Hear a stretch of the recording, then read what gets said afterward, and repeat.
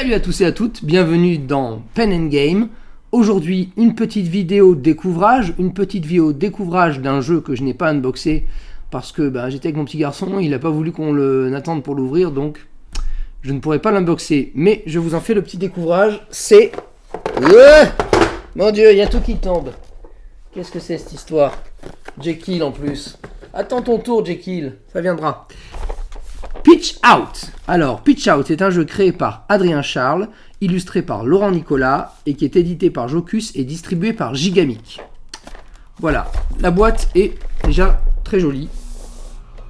Et en plus, à l'intérieur, c'est ultra fonctionnel, vous allez voir.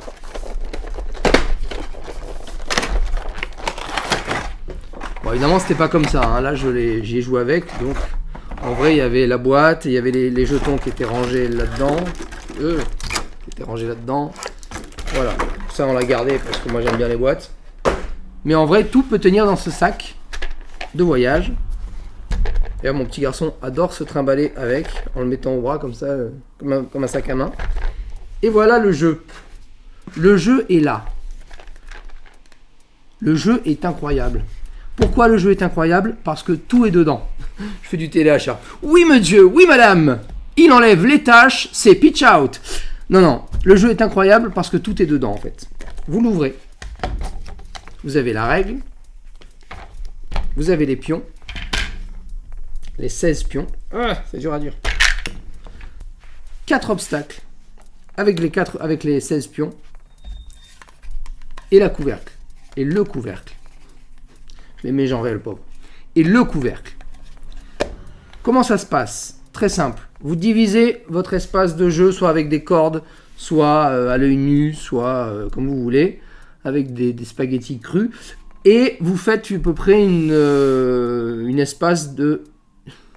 Décidément, j'arrête pas de mégenrer les mots. Un espace, de 80 à peu près par 40 ou même par 80, enfin, comme vous voulez. Vous mettez le couvercle de la boîte au centre de votre espace, et sur les 2 quarts restants, les tiers du coup, sur un tiers restant et un tiers restant de la partie, vous positionnez vos obstacles des 2 autres boîtes. Ça sera l'obstacle contre le joueur. Voilà. Une fois que vous avez fait ça, bon là c'est plus petit donc forcément, vous prenez vos pions. Alors il y a 2 équipes, une équipe bleue, puisque c'est un jeu pour 2 joueurs, hein, comme je l'ai dit il me semble, pour des parties d'environ, ça peut aller très vite, hein, parce que le but du jeu en fait, c'est de sortir le capitaine, qui est représenté par une petite étoile, de chaque côté, bleu et rouge. Si vous sortez le capitaine des limites de la partie, vous gagnez la partie. Mais ce serait un peu simple. Donc il y a quand même quelques petites facéties. Alors déjà, il y a 3 joueurs avec qui on ne joue pas dans les premières parties parce que ce sont des cartes spéciales. Et je vais vous présenter les 5 joueurs, les 5 personnages avec lesquels on joue. Donc en plus des 2 capitaines, on a 5 pions communs dans les 2 équipes, rouge et bleu. Alors déjà, tout d'abord, il y a les 2 capitaines, rouge et bleu, ici.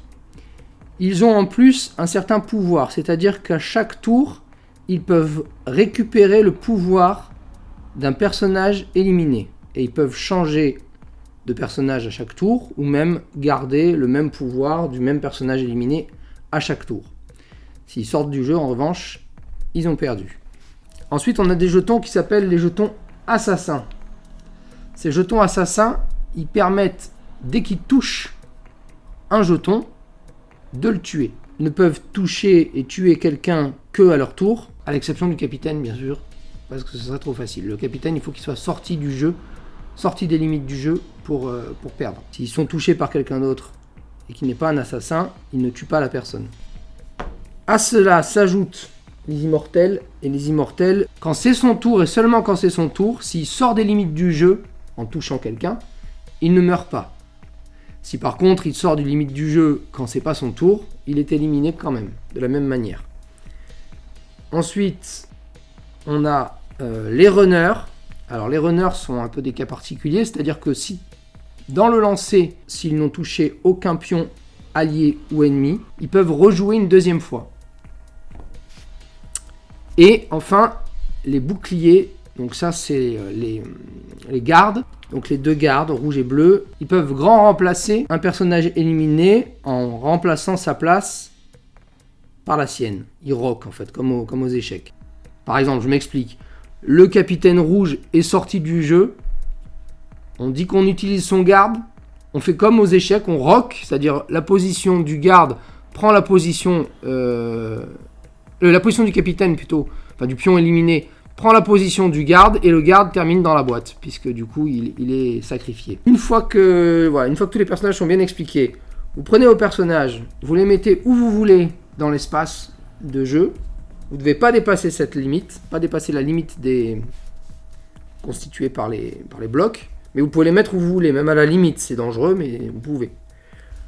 Donc chacun met ses joueurs. Ceux-là, on s'en occupe pas, on l'expliquera plus tard, ce sont des cas particuliers, ils vont jouer dans la variante à 7 personnages. Mais d'abord, première partie, il faut quand même mieux maîtriser la variante à 5 personnages.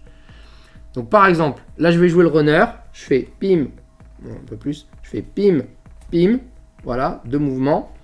Là, si l'assassin, je fais ça avec l'assassin et que je fais tac, bon là il touche pas, je fais tac et il touche, l'assassin l'a tué. Donc il va dans la boîte. Et on fait ainsi de suite. Et il y a 2 façons de terminer le jeu.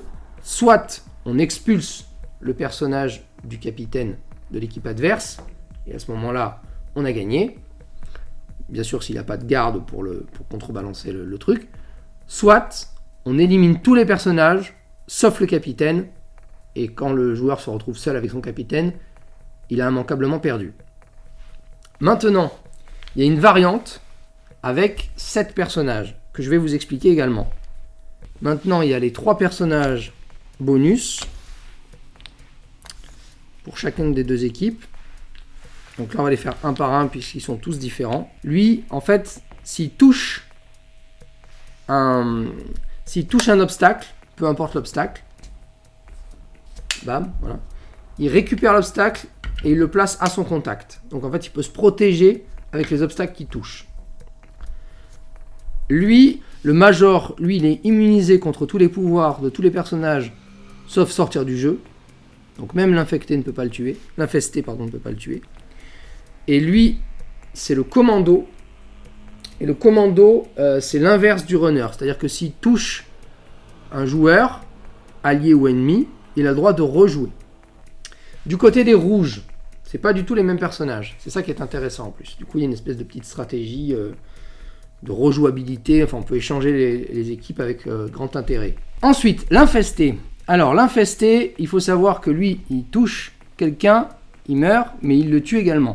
Et ça marche pendant le tour adverse. C'est-à-dire que si un pion bleu touche l'infesté, sauf si c'est évidemment le Major qui lui résiste à tout, il meurt automatiquement. Et le capitaine, puisque je pense que le capitaine, il faut le sortir du jeu pour qu'il meure. Enfin, il me semble, en tout cas par rapport aux règles, que le capitaine ne peut mourir que s'il sort du jeu. Dites-moi dans les commentaires si vous savez un peu plus à ce sujet. L'ombre, dès qu'elle touche un personnage allié, elle peut se poser dessus et le bloquer. Il ne peut plus jouer, par contre l'ombre peut continuer à jouer, donc elle peut descendre du personnage pour aller en chercher un autre. Et en dernier, on a la sorcière. Et alors la sorcière, elle a un cas un petit peu particulier. C'est que dès qu'elle sort un pion allié du jeu, elle peut le remplacer. Le pion devient un golem, c'est-à-dire qu'on enlève, par exemple, imitons qu'elle a sorti le Major, bam, voilà. Le Major sort du jeu, on récupère le pion Major, on l'enlève, on met le pion golem, et elle a un maximum de 2 cases golem, 2 pions golem par partie. Et si elle est sortie du jeu, les pions golem continuent à exister tant qu'ils ne sont pas morts. Donc voilà, ça c'est pour la partie variante à 7 joueurs, enfin à 7 personnages. Et sinon, le jeu normal se fait à 5. Il y a plusieurs moyens de jouer. Il y a la poussette, c'est-à-dire qu'on met son doigt comme ça et on pousse le jeton. Il y a la pitchenette, c'est-à-dire avec le pouce comme ça et on tape dans le jeton.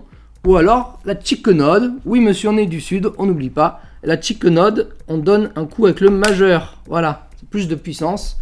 mais aussi plus de risques de sortir du jeu. On pourrait faire avec d'autres doigts, mais c'est interdit, faut dire, sinon c'est des gros mots. Voilà. Donc voilà, poussette, pitchnet ou chicken. Vous savez jouer à pitch out. Bon, je vous ferai peut-être une partie si ça vous intéresse. C'est la fin de cette vidéo, j'espère qu'elle vous a plu. N'hésitez pas à vous abonner, à liker, à clocher pour être tenu au courant des vidéos. Et n'oubliez pas, l'univers est un univers de jeu. Alors jouons!